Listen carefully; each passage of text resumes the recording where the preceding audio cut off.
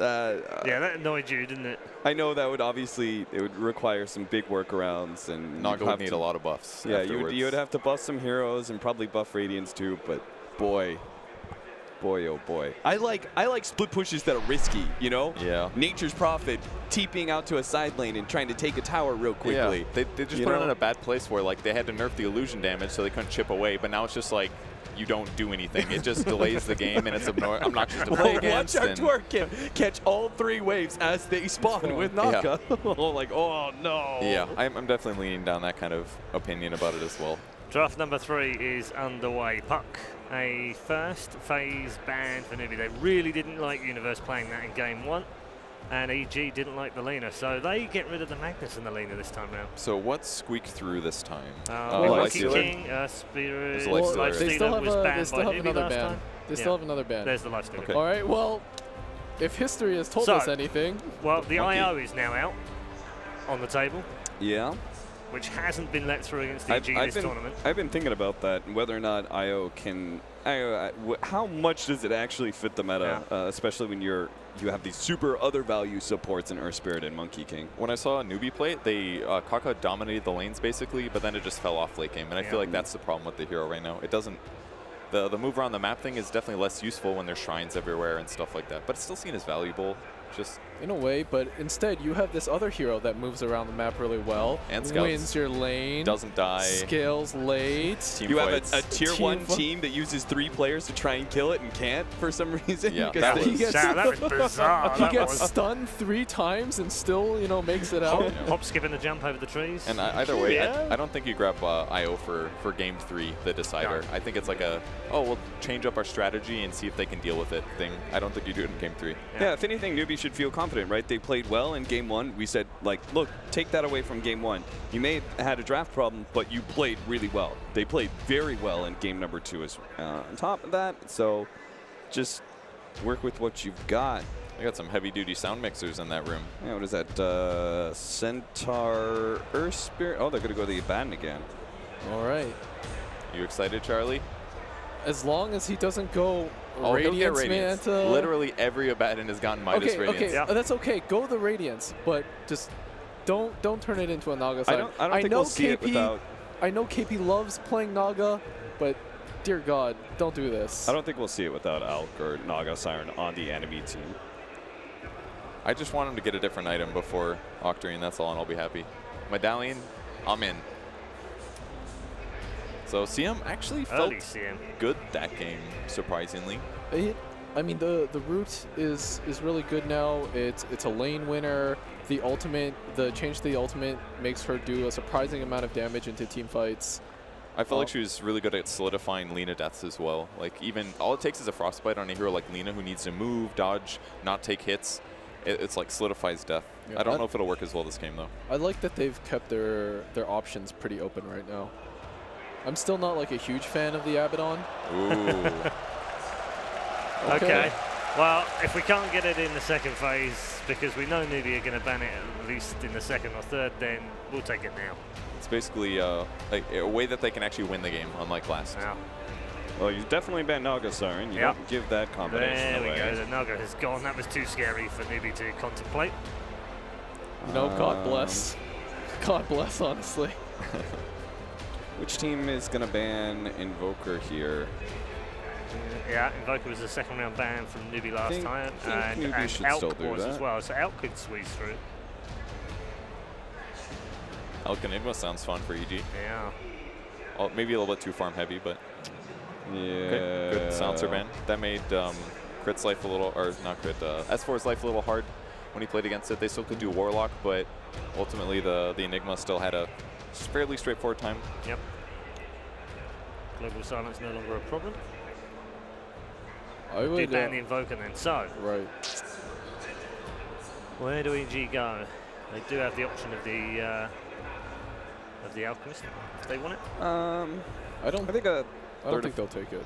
Third or fourth pick. I mean, they haven't picked it since day 1, have they? And they had some issues with it day 1. I feel like they'd pick it.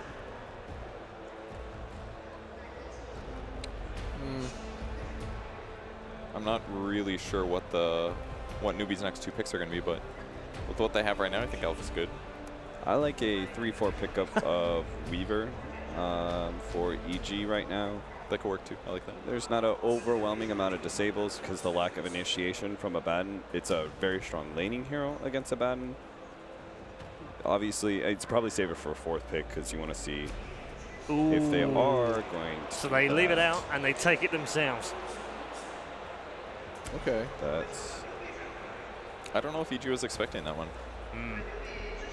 I think they're still okay with it because they do have Enigma, very And- value late game, super farmy hero. And the MK. Yeah, they've got super good team fight right now and great lockdown. You could see a Warlock out of EG.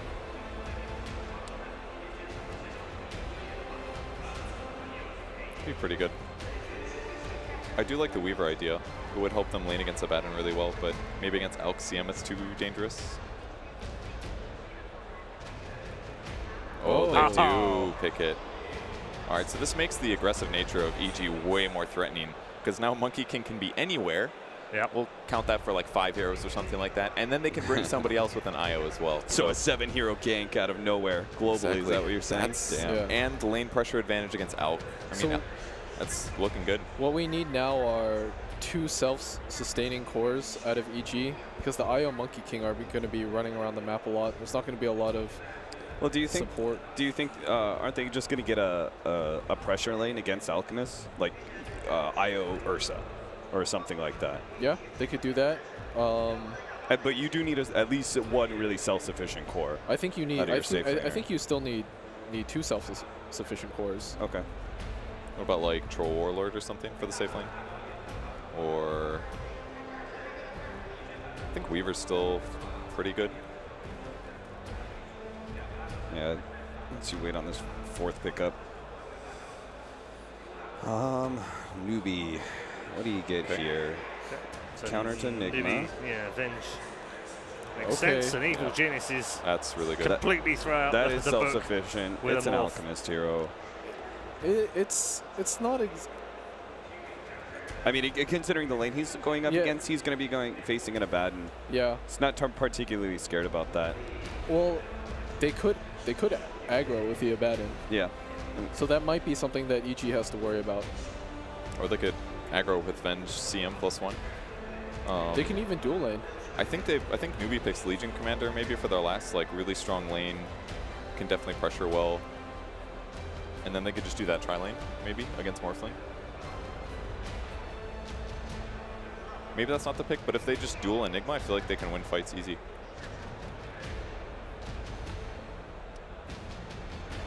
Yeah, I can't think of too many other Well, they have to take out a hero right now. controlling cores versus Morphling. You have to pressure this Morphling. Like, it's all of a sudden with a Morphling versus an Alchemist, it's like it flips. Right. The Alchemist lineup feels pressure to actually make things happen. Because inevitably what happens is the Alchemist starts turning against you. Newbee just maybe goes Earth Spirit as well if they want to do Venge Core. They could, but then I don't know. Their lineup doesn't look too good with a Venge core and an Alchemist against Morphling plus whatever core EG eventually picks up. That's true. So you think it's Venge support for sure? Or they could pick a really greedy 4.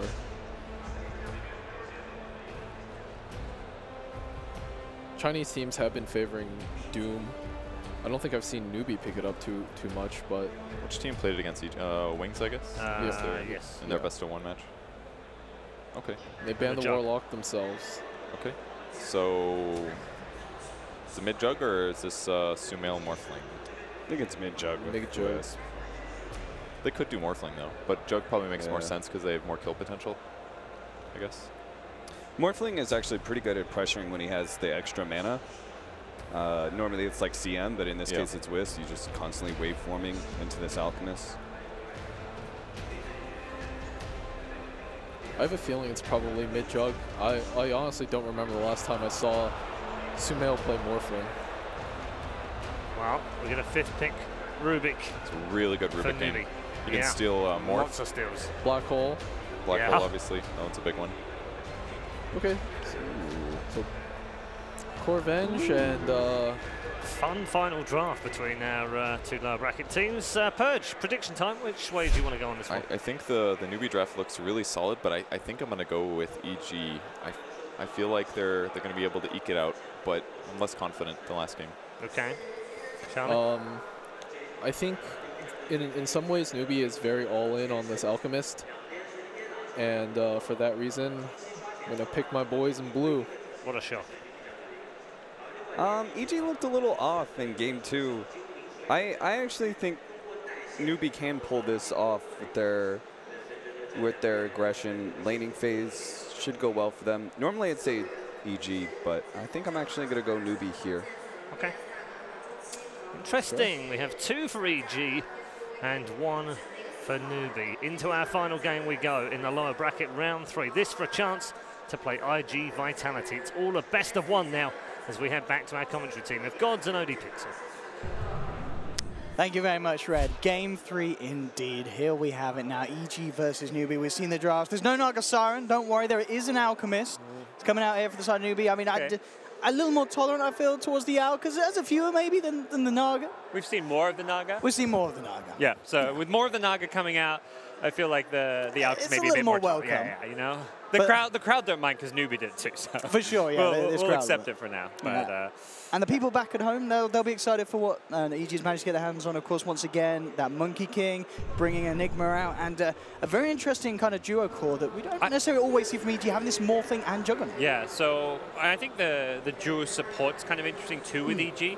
It's perhaps our first IO we've seen all tournament. It was banned a lot against Team Liquid. But what we're seeing now is IO with Monkey King. I imagine Newbee didn't expect them to pick IO with Monkey since they're both typically 4-position heroes, but we're going to see like Crit playing it in that 5 role, something he can play very well. He's played before, and that's not going to be a big issue for him. This smoke talking about Crit, bit of the caster's curse kicking in as he's surrounded and taken down. Newbee, first blood, even more of a bonus Unite to pick that up on that core carry Venge. Yeah. Nice little start for him. They may actually aggro tri-lane. CM, Rubik, Venge, 3 heroes, all with nukes, set up, disable. There's slows, there's stuns, there's everything you could hope for in an aggro tri-lane. This is like the best aggro tri-lane like you almost ever see. Maybe just lacking a bit of survivability and tankiness, but Venge even is like a pretty stat-heavy hero, so yeah, aggro tri-lane all the way. They'll give KP the 1v1. Not expecting him to beat Enigma, but at least to hold his own, get good farm against the Enigma. So very, very bold laning setup from Newbee. Much better aggro tri-lane than what we saw in game number 1. Absolutely. And it certainly seems to be a strat that teams are doing when there's a Monkey King on the map. They really want to force them up to the top. Universe didn't expect this. Iron Talon Clarities, you do not get these items for a 1v1. He was anticipating like at least a dual lane down bottom, like a Rubik Venge, maybe with a CM jungle, and to get zoned back into his jungle itself. But these items do not help him out at all. 1v1 against the Abaddon. Monkey King is headed down bottom, so I imagine that's going to be the solution. Like, all right, Uni's not really geared up for a 1v1. KP's a bit vulnerable. We saw this earlier on, back I think it was in game 1. Let's actually harass him early on, get like maybe a level 1 Jingu and just trade hits some. It'll be interesting to see on the top lane as Crit is caught out here. Telekinesis into Magic Missile will tether across. Yeah, we're seeing a fair bit of punch there from Newbee. Really will punish you if you get caught out. So we'll be playing that mid-jug, looking just to harass Alk wherever possible. Try and chip away at him with that early blade dance. Interesting to see how he does. Not necessarily the hero you directly associate with Sumail, but perhaps seeing what U9 was able to achieve in game 2 with it and said, guys, let me have a shot. Yeah. And a hero that is a decent, fast-paced fighting hero. There's a lot of greed going around. You pick the offlane is particularly very greedy heroes in Abaddon and Enigma, often heroes that go Midas. We've seen the Radiance Abaddon. Nibud just wants to farm typically. And then there was an Alk and a Morphling pick kind of to counter each other, like both to be greedy carry picks. So when you've got already 2 greedy cores, you needed a fighting core. And that's where Venge was picked up by Newbee and the Juggernaut was picked up for Sumail. Like, you can scale well. Juggernaut's a great late game hero. We saw it last game, but it's at least a hero that it can create space early on, because if Enigma and Morph aren't able to fight and you lose your lanes, you need one of your cores to step up, say, no problem, I'm going to smoke up with my supports, I'll use my Omni Slash, I'll get some kills for us. And of course, with these lanes and with that aggressive tri-lane, it really feels like Newbee, they do need to make something happen there, because efficiency-wise, yeah, giving Zai that lane. Oh, that's interesting. Into the jungle. I like this. Wow.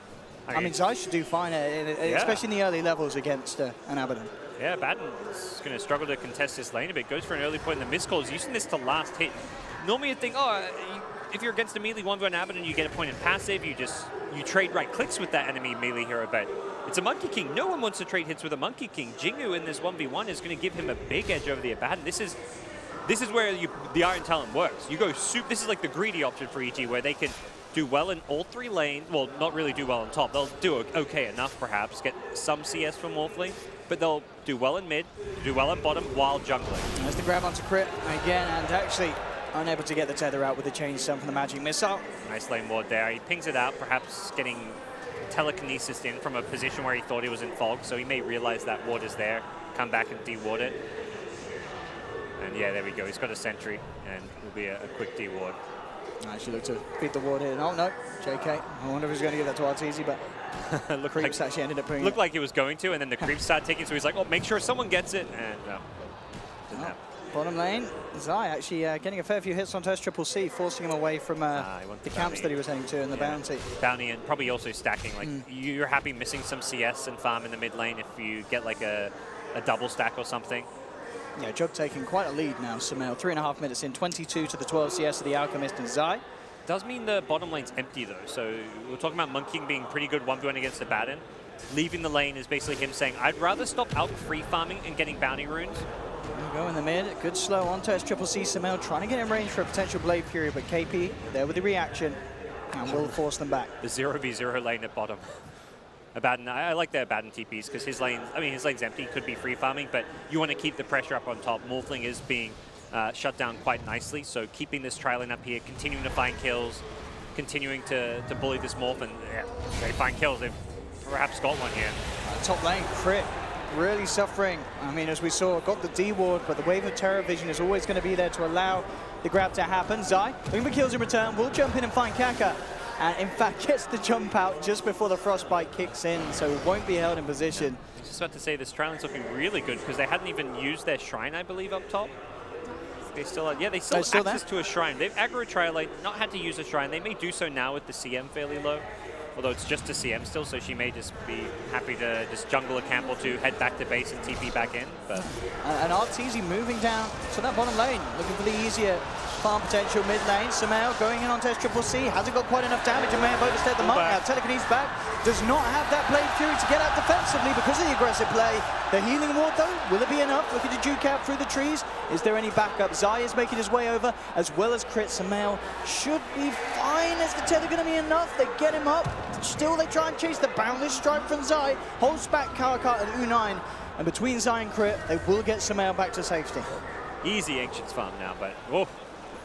Good rotations from the Newbee supports, but yeah, the IO kind of saves the day there, as well as a very quick, responsive healing ward. Just level 1, but it was enough to help Sumail out on his retreat. Did free up some space in the side lanes, but Morphling has rotated bottom, deciding he's going to fare better in the offlane against the Abaddon. I say he thinks he's going to fare better. He's only managed to get a couple of CS since going there. He got like 6 CS top, and he's only on 9 CS at the moment, so it's not necessarily going to be an easy matchup. Abaddon very annoying and can do some good zoning himself. But the end result of these lane movements has been Monkey King constantly pressuring the Alch jungle. Jug's been playing very fast tempo and trying to really take the game to SCC as well. On mid lane, Zai straight up with the setup with the boundless strike. Sumail and Crit moving in for U9, and they'll take it this time. Sumail getting the kill with the help of his supports. Sumail's aggression has been really good this game. Even when he's not finding the kills, he's just slowing down the farm of the Alch. That time he does get the kill, and he's going to hit level 6 now. So Omni Slash, very dangerous for heroes like the Alchemist to just be farming in the jungle if Juggernaut comes to invade. Zai, there's an SCCC, and we'll be able to get the Jingu built up. SCCC could be in trouble here with the balance strike, bringing him down low. KP comes in with the Aphotic Shield, and it will be enough to save him.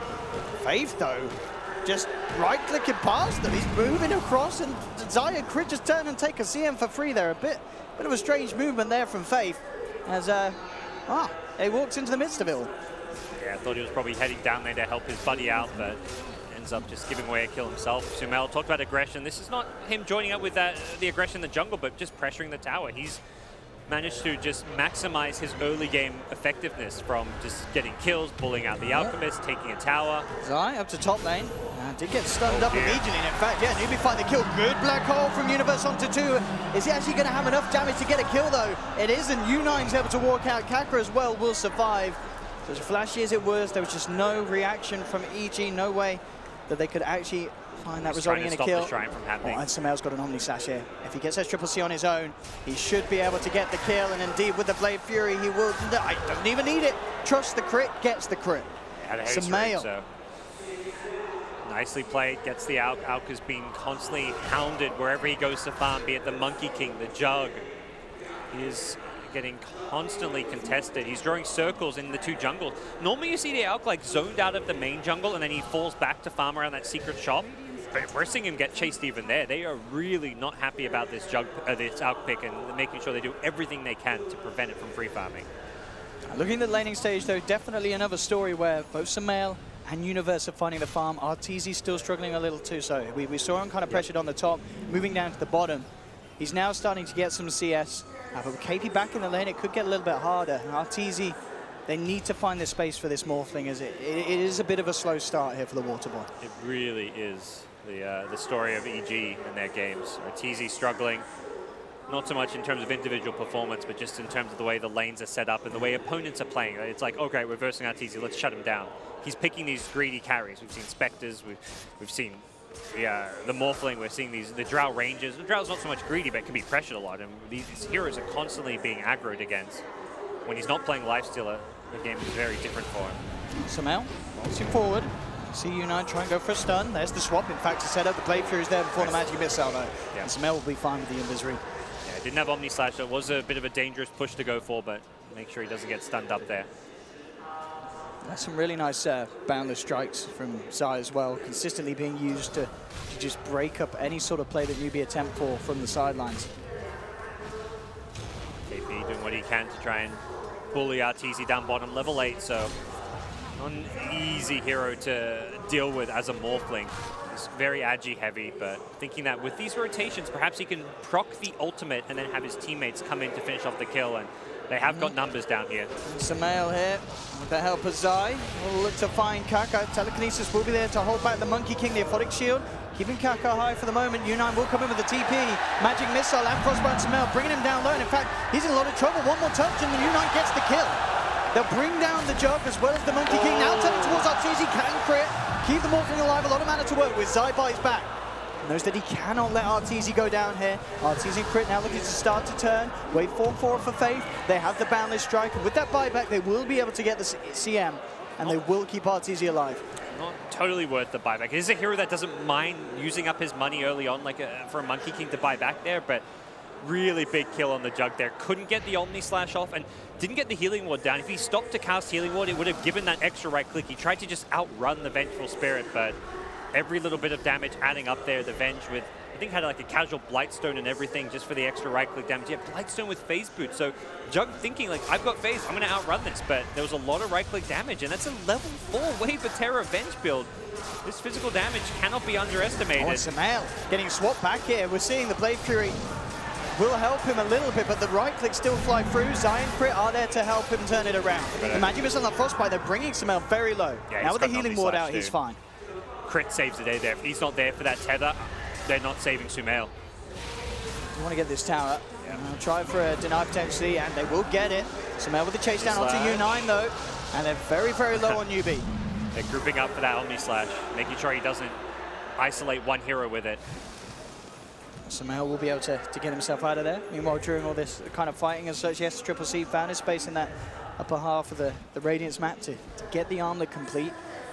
Still worth noticing as well, Universe having the free farm time of his life on this top lane. On par with the Alchemist, and a lot of money rolling into the bank of Enigma. Going to be going for the fast Blink Dagger, so we'll see some rotations with that. Not necessarily looking for like big team fights off of the Black Hole, but just killing core heroes, finding a kill on Alk, finding a kill on Avenge. Take what picks you can.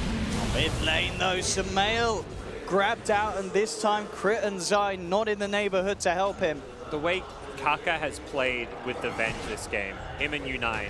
U9 with the Venge. Oh, sorry. The Rubik set, like the two players, like have just been in perfect synergy finding kills. At top lane first on the IO, the plays at mid, they're just in perfect synergy with, they're never stacking their stuns, the telekinesis magic missile, they're using the swap, they're like buying time for the blade period. That's a nice steal as well at this stage of the game, with the way that he's playing, as you mentioned. And just using that Rubik insta-disable, because magic missile can be dodged, but like you chase down a Jug, you're not worried about Omni Slash because you've got an insta-disable.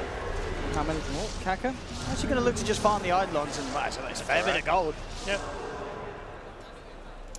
U9 managed to phase his way in a bit faster, you perhaps get that kill, but ultimately you force Enigma away, you take some farm, and you apply pressure up top.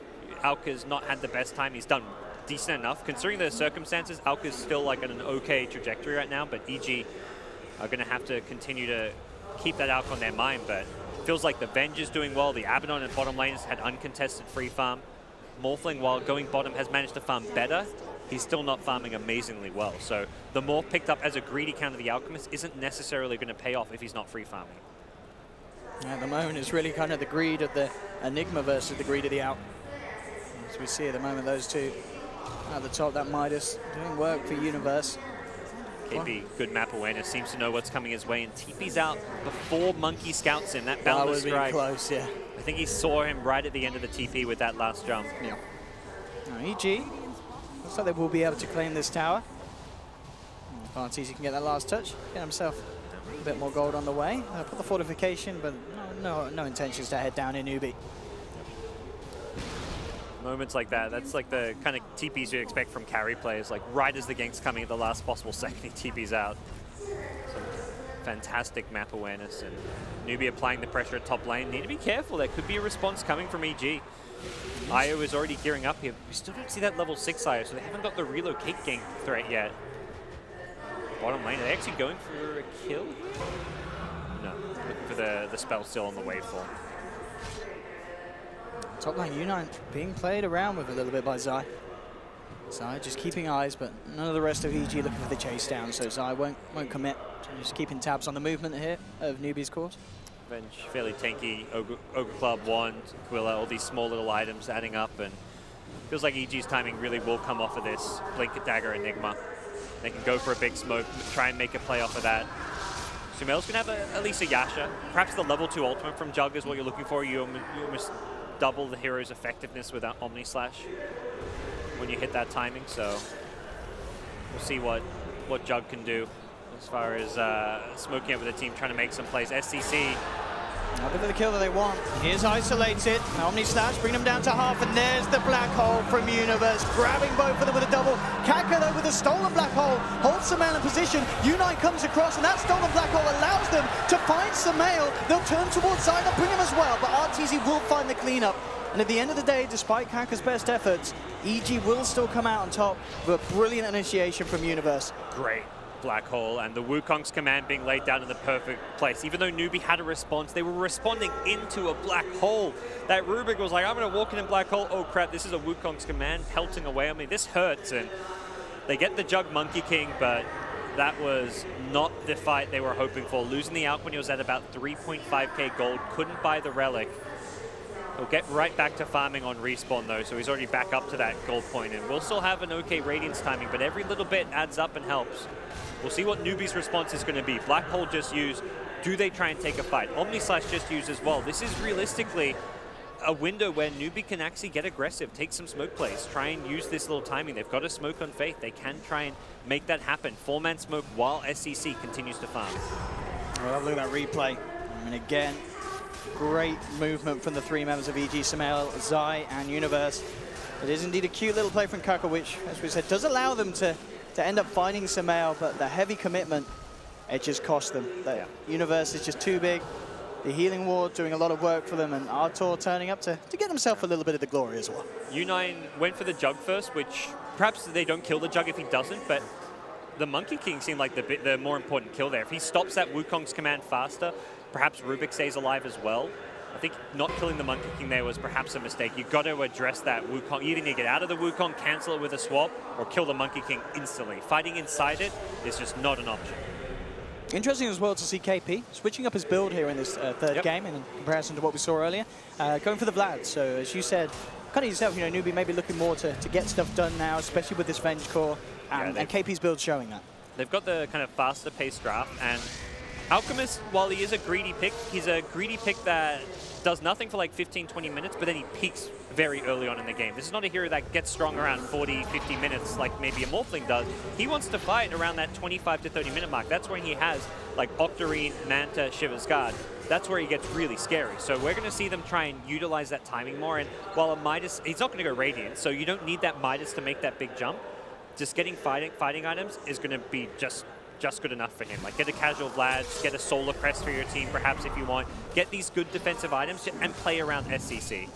Middle lane, and they will toy with RTZ, but very hard to do anything about him whilst he has crit. He's trying to just steal the waveform and he's not getting it.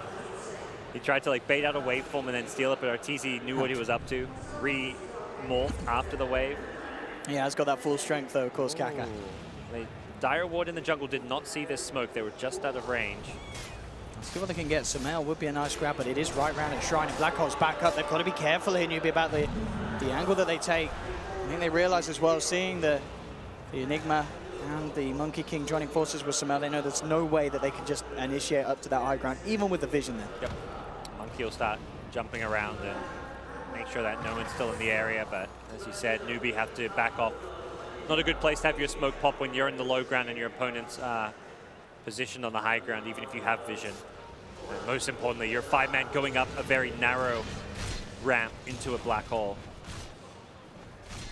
Kaka, seeing if he can get the grab this time. Nope. Get the steal, and no. He's still stuck with the morph. Keep trying. I mean, it's 25 mana, may as well. But RTZ definitely knows what he's up to. That's Triple C very close to having the boots to travel. Vengeance build, looking for the Manta style, and there's your medallion, as you mentioned, for KP, building towards the Solar Crest. Like this item, helps a lot against Omni Slash and tanking up against Monkey King. Just another item you can, it's going to be all about keeping the Alch alive. There's a lot of damage you can throw at him, and it is not an easy Alchemist game, even if you manage to farm well, so we'll see what he can do.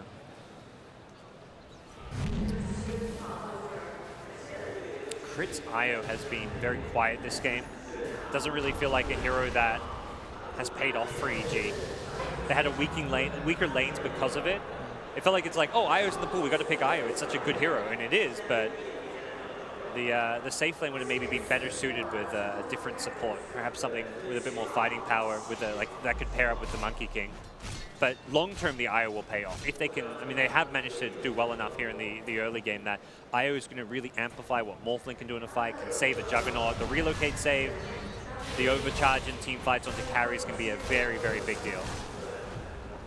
So they can do anything about this mid lane push. Be bringing the tier 1 down low. Universe in the neighborhood.